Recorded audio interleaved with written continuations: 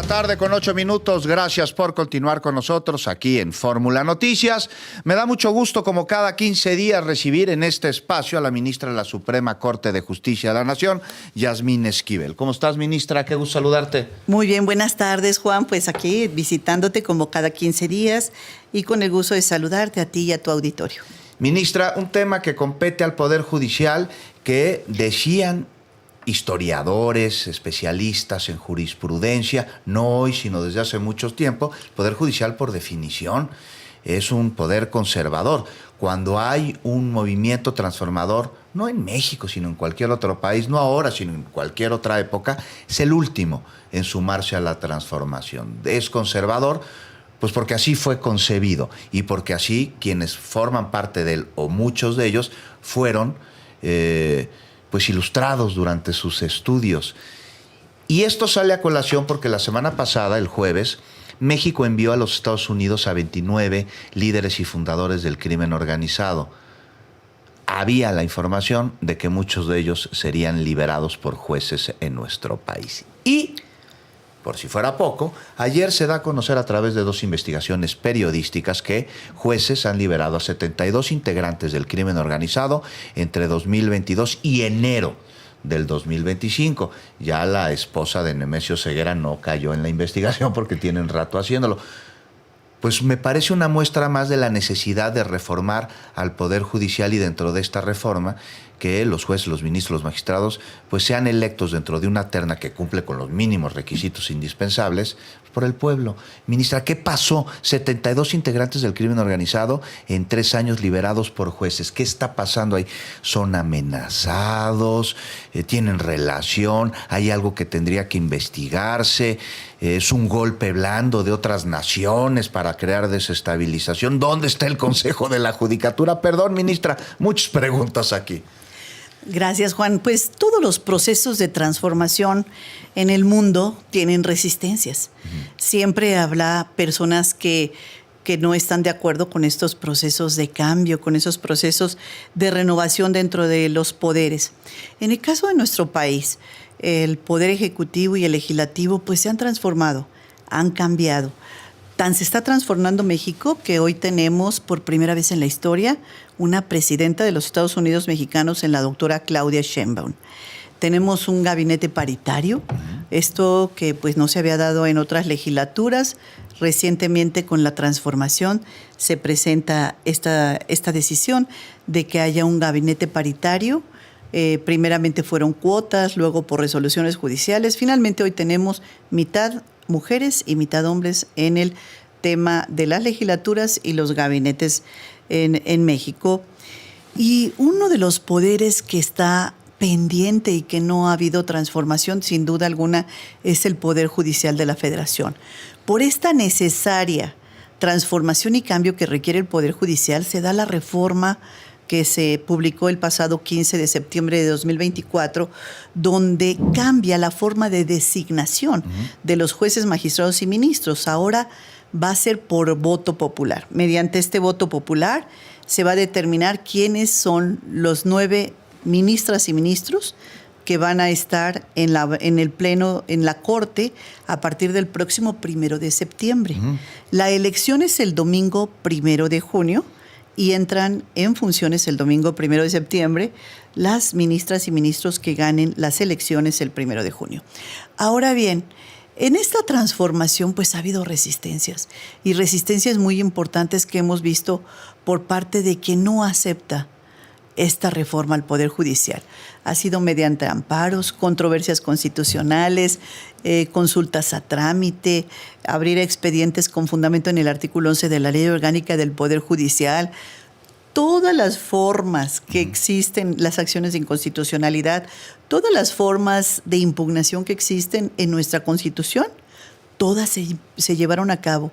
E incluso aquellas que no existen en la Constitución y solo existen en la Ley Orgánica, también se impugnaron en contra de esta reforma constitucional. Me parece un tema muy delicado, sin embargo, se ha librado todas estas batallas y finalmente la elección sigue, continúa su implementación. El INE está con todo todos los días emitiendo acuerdos para poder darle forma y llevar a cabo la elección el domingo 1 de junio, poner los centros de votación, el INE, y que vayamos los mexicanos y las mexicanas en libertad a votar mediante voto libre, secreto y directo por nuestros juzgadores federales. Todas las resistencias, me dices, ministra Yasmín Esquivel, han torpedeado permanentemente el proceso primero de reforma y luego de elección extraordinaria. Y uno se pregunta, pues, ¿qué intereses hay detrás para torpedear un proceso tan democrático en México, además inédito?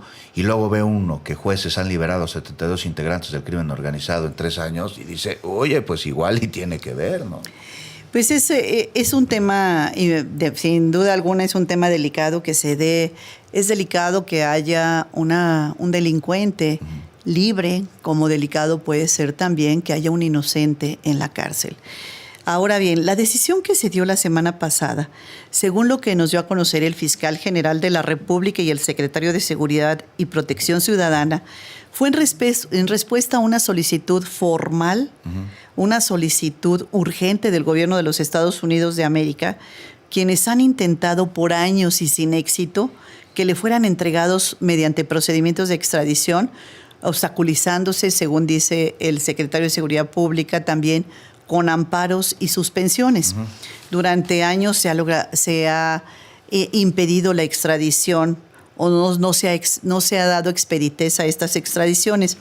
Sin embargo, con fundamento en lo que señalan los artículos 89 y 21 de la Constitución, así como los artículos 1, 4 y 5 de la Ley de Seguridad Nacional, y en atención a la coordinación y cooperación internacional y en defensa de la soberanía y seguridad de ambas naciones, fue la decisión que tomó el Gabinete de Seguridad y el Consejo de Seguridad Nacional, una decisión muy valiente, necesaria y además para la seguridad de las y los mexicanos, la entrega de estos 29 objetivos estratégicos, como le han llamado, sí, a estas 29 personas que fueron entregadas al gobierno de los Estados Unidos mediante este acuerdo de cooperación internacional y esta solicitud que medió entre el gobierno de Estados Unidos y el gobierno de México.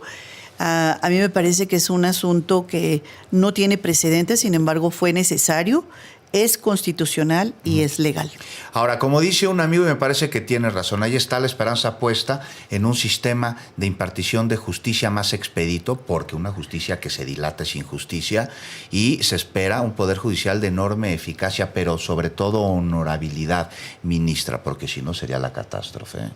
Necesitamos un poder judicial que se transforme, un poder judicial de puertas abiertas, un poder judicial con jueces humanistas.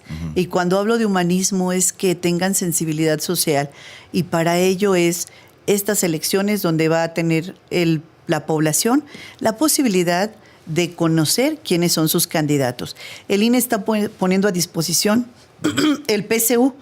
P, practica tu voto, C, conoce tus candidatos y U, ubica tu centro de votación. Este PSU está a disposición a través de los códigos QR de la credencial de elector o bien con la sección electoral en la página de internet. Pueden entrar las ciudadanas y ciudadanos a ver el PSU, ubicar la casilla, conocer los candidatos y practicar el voto, que es fundamental e importante para las elecciones del próximo domingo, 1 de junio. Ahora, ha estado en la mesa, porque incluso se discute en el Senado de la República, anteriormente en la Cámara, bueno, más bien en la Cámara de Diputados, anteriormente en el Senado de la República, la ley contra el nepotismo. Vaya que lo hay en el Poder Judicial. Ministra, ya hacen trampitas, porque van de un juzgado a otro, entonces un juez le dice al juzgado de otro distrito o de otra circunscripción, le dice, oye, te mando a mi hijo y tú me mandas al tuyo, o a mi sobrino o a tu sobrino. Esto se acaba también. Se debe acabar. Este familiarismo que ha hecho tanto daño en el Poder Judicial de la Federación, nepotismo en ocasiones, pero seguro familiarismo, este intercambio de favores entre juzgadores, pues es algo que se debe erradicar. Es algo que se ha señalado en reiteradas ocasiones que no debe existir en el Poder Judicial. Se debe acabar sin duda alguna, porque no es posible que se tenga tanto intercambio de favores y después se convierten en redes de influyentismo y de poder. Y eso es lo que tenemos que acabar. con esas redes de poder, de influyentismo dentro del Poder Judicial. Tenemos que un Poder Judicial transparente, un Poder Judicial cercano a todas y todos los mexicanos. La autoridad electoral en esos momentos ha realizado algunas correcciones porque había por ahí un candidato que aparecía en el registro del Comité Evaluador del Poder Legislativo. Incluso en las boletas que imprimieron aparecía su nombre, pero ¿qué crees, ministra? No aparecía en la lista.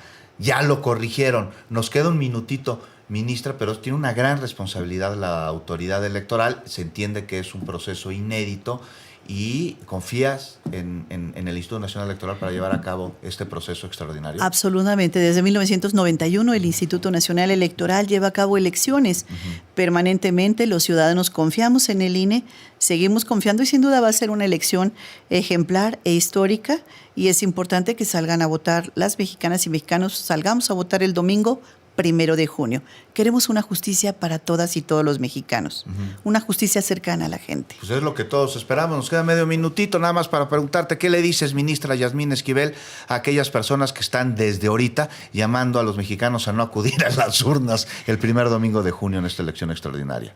Pues la verdad es que necesitamos que todos participemos para transformar el Poder Judicial.